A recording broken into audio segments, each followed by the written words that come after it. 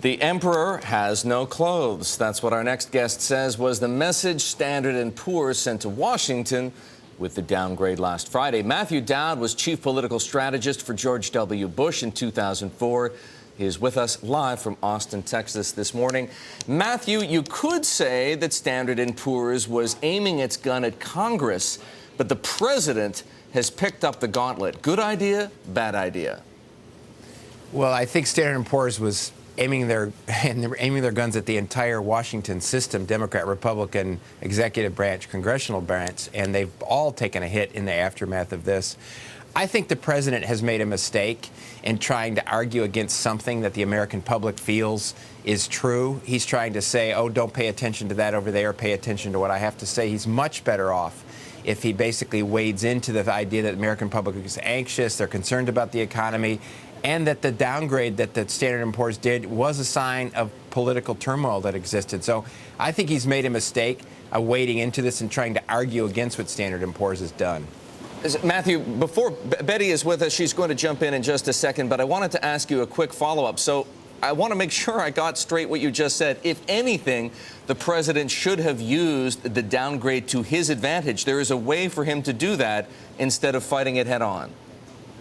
He definitely should have used it as an advantage. You never want to fight upstream against where the American public is. And the American public actually agreed with Standard & Poor's, which is our system is broken, we're not doing the right stuff, and we're not helping create an economy that's growing. He should have basically said, got it, message heard, I'm going to do better, and here's what I'm going to do, as opposed to saying, here's arguing against that, which basically puts him against where the general public is. So, Matt, then if you were advising President Obama, what would you try to do to reverse this then?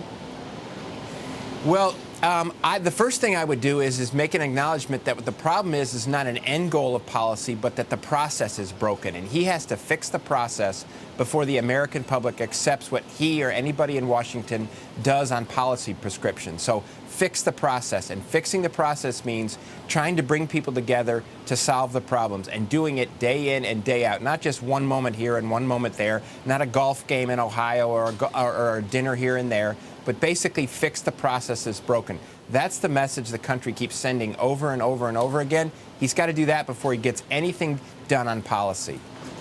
Matt, what's interesting to me, though, is throughout all of this, I mean, the president was elected because in many ways he was a great communicator to the American public. What do you think has happened? Why do you think that message has gone off course, and why some are saying now he's out of touch with the American public? Well, when he ran for president, he was a great communicator, and he's given a certain number of great speeches. He's still a good communicator. The problem is this is not a communications problem or a marketing problem. He can't market his way out of this or communicate his way out of this.